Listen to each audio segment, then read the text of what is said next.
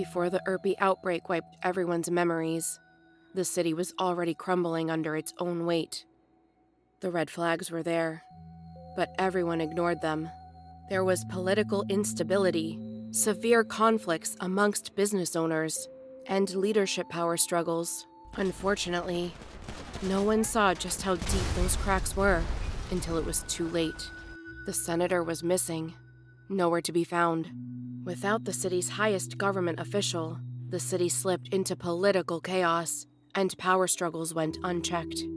Businesses across the city were being run by criminals, openly known criminals, most presumably affiliated with gangs. This caused major conflicts and rivalry amongst businesses. Violent and uncontrollable gang fights were happening in broad daylight inside businesses and their properties across Los Santos. The city's economy suffered the most. Things got significantly worse when Vincenzo Galante was elected mayor. While his intentions were in the right place, he ultimately implemented inconsistent policies, cut essential funding, micromanaged departments he didn't understand, played favorites with business owners and taxes, and disagreed openly with other city officials and leaders.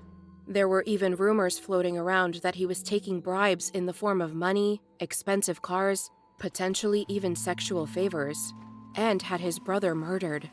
But that is all speculation.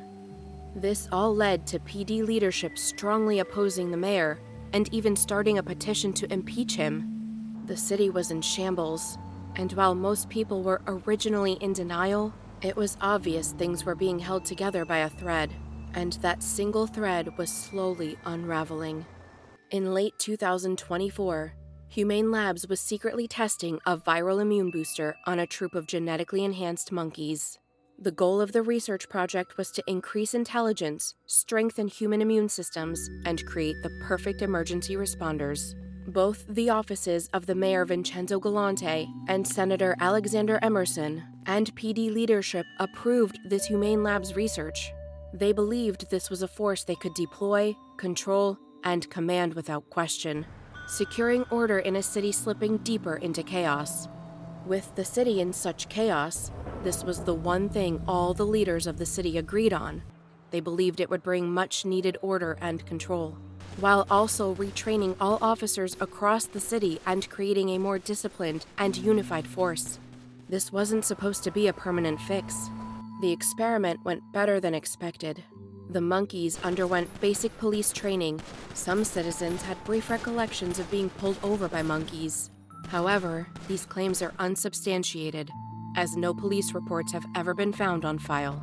One day, the monkeys ended up outsmarting the scientists. They demonstrated advanced problem-solving and the ability to work simple locks. They escaped from their cages, identifying fire exits, avoided camera sight lines, and used a forklift with shocking competence. Some damaged research notes that were partially recovered stated that the primates had learned to observe staff routines, access security pathways, and exploit weaknesses in Humane Labs. It was a kind of intelligence no one anticipated, and no one was prepared to contain. Once the monkeys escaped, they unleashed their wrath, and a terrible, rapidly mutating, genetically modified virus along with it. The virus mutated rapidly and caused a strand of serious symptoms in humans, which included high fever, severe disorientation, hallucinations. People swore they saw loved ones turn into animals, memory fragmentation, and animalistic behaviors, in rare cases. For weeks and months, the Irpi fog persisted around the city, a condition that left people confused, emotional, and occasionally convinced they were part monkey.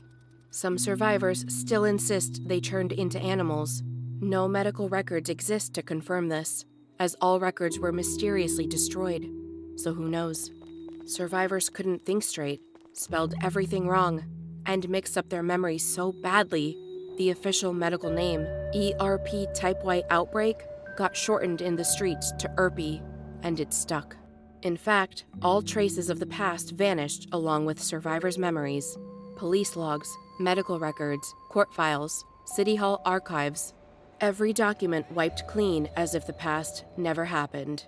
The only information not lost on us comes from handwritten accounts and the rare piece of bizarre, shaky found footage. However, it is important to note that all of this information comes from people who were suffering from ERP fog, hallucinations, delusion, panic, memory gaps, anal leakage, and misidentifying object syndrome, MOS. Yes, it's a real syndrome. Near the peak of the outbreak, all government agencies agreed Humane Labs could not let the virus information get out. As the virus mutated and the ERP fog worsened, the city's leadership became convinced that the mayoral and senator's office had more to do with the outbreak than they let on. This became more evident when Senator Alexander Emerson went into hiding as the virus began to mutate rapidly and spread. Yes, he was already absent, but now he was gone. As panic reached its peak, Weasel News came out with an earth-shattering discovery that a cure could be synthesized from the genetic material of an infected citizen. However, that citizen would not survive the process.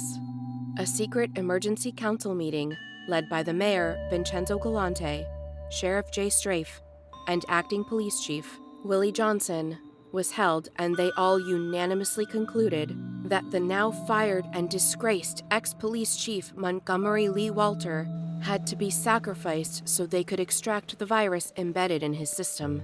The secret committee offered him up voluntarily as bait to the head monkeys, who were originally the lead scientists on the experiment. The exact way this went down is unclear. Some journals say he volunteered, while others say he was sedated and had no idea what was happening. Some accounts say he fought it. All accounts confirmed he cried, as Chief Johnson escorted him into Humane Labs with no remorse. Some say they even saw the new chief smirking. The monkeys promised that in exchange for Monty, they would leave the city and a cure behind. However, the cure had one serious side effect. Because the virus had fused with human neural pathways, the cure purged every person's memories. Everyone had to take the cure. Nobody was exempt. But at this point, every single person was infected. Today, the city looks normal, but nothing feels normal. Life has resumed, just with a permanent, lingering feeling of, wait, who am I again? Because the only clues to the missing years are burned buildings, scattered handwritten notes, cave scribbles, and the faint scent of bananas. Everyone woke up a stranger, not just to each other, but to themselves. Their own faces felt unfamiliar. LSPD, BCSO, SASP, EMS, the DA's office, and the DOJ slowly reformed as groups of confused citizens gathered in these different buildings and began rebuilding protocols from scratch, argued over who was in charge, and guessed on how half the equipment worked. But somehow, it has slowly come back together. With no memories of rank or hierarchy, departments chose leadership the old-fashioned way, whoever sounded the most confident. And so, with no past to guide them and no memories to reclaim, the citizens of Los Santos stepped into a new era, a blank slate for a city full of blank minds. Welcome back, citizens of Rush Hour 2.0. We missed you, we think.